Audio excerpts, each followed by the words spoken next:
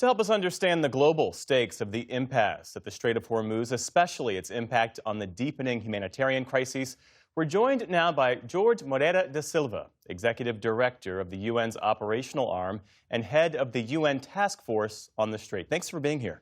Thank you, Geoff. So, as I mentioned, you are leading this UN task force during what is this volatile moment in the Strait of Hormuz. Where are you most concerned about the ripple effects right now? We are mostly concerned about the consequences of the disruption on fertilizers. I know that everyone is talking about energy, oil and gas, but the fact that there is so much dependence from so many countries, particularly in Africa and in South Asia, from fertilizers from the Gulf, will very likely trigger a massive food security crisis with devastating consequences on the poor. That's why we can't delay. We must find a solution to unblock the strait. Of course, freedom of navigation is critical. We must have everything going through the strait. But until we get this freedom of navigation, we can't miss the planting season. Planting season is from now until May. If we miss the planting season, the farmers, particularly in Africa, won't have productivity, the prices will go up, and hunger and starvation will be spread around the world. When you say we have to find a solution, the UN, as I understand it, is trying to create a mechanism for what you call safe, predictable transit through the strait. What does that actually look like right now in practice? In language that is less technocratic, in practical terms, we need to build confidence and trust to ensure that we can deconflict so that the vessels can cross the strait with no risk.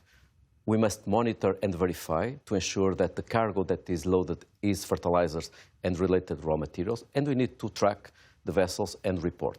This is not rocket science. We have done this in Yemen, we have done this in Gaza, we have done this on the Black Sea Grain Initiative.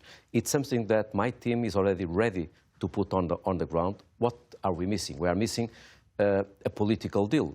If access remains constrained, how do you prioritize which countries, which regions get the fertilizer and get the raw materials? A week ago, the main concern was Sudan, Somalia, Mozambique, Kenya, Sri Lanka, countries that were most dependent from fertilizers from the Gulf. Now we know more. We know that the entire fertilizer market is disrupted, that even the producers of fertilizers in South Africa, in Morocco, in China, in Turkey, are being affected because they don't have the raw materials. If you don't get the fertilizers, the productivity goes down. You don't have the ability to put the agriculture functioning properly, and we have massive devastation on hunger and starvation. If we don't get a solution quickly, we'll have 45 million people more forced into food insecurity. It sounds like we're already at the point at which aid groups cannot compensate now for this disruption. We have seen this movie, this script. A crisis that starts locally, it becomes regional, and then it's global. I have my team ready. Look, I have identified already the monitors to put on the ground. I have already developed with my team the digital platform to approval of the vessels.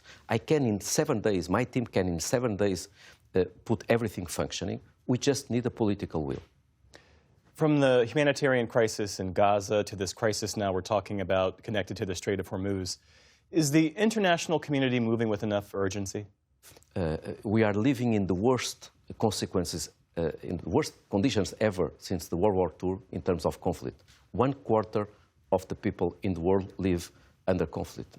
When was the last time that we spoke about Afghanistan, or Myanmar, or Somalia, or Sudan, or Mali, or Haiti, or Ukraine? So it's important that we don't jump from one crisis to the other, forgetting the others that were already happening and didn't disappear. So this is a moment where solidarity must be boosted. It's a one planet, one society, and we are all on this together. If we don't find collective solutions, we will all be significantly affected.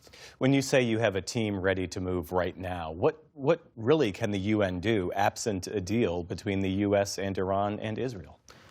We will be condemned to deal with the consequences. If you don't let the UN act now, if you don't let the UN bring the monitors to the Strait of Hormuz to monitor, verify, to deconflict the cargo, the fertilizers, you'll need the UN later to bring the food for the people that are facing starvation and hunger. You'll need UN later to bring the sheltering and the housing and humanitarian need for the people that was put on poverty because of this impasse. So we really need to find a solution now. It's much cheaper, it's better, and it's from a human rights point of view, the right thing to do. Jorge Moreira da Silva, thank you for being with us. Thank you, Geoff.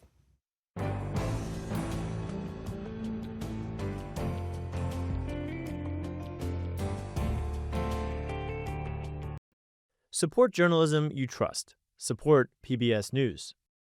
Donate now, or even better, start a monthly contribution today.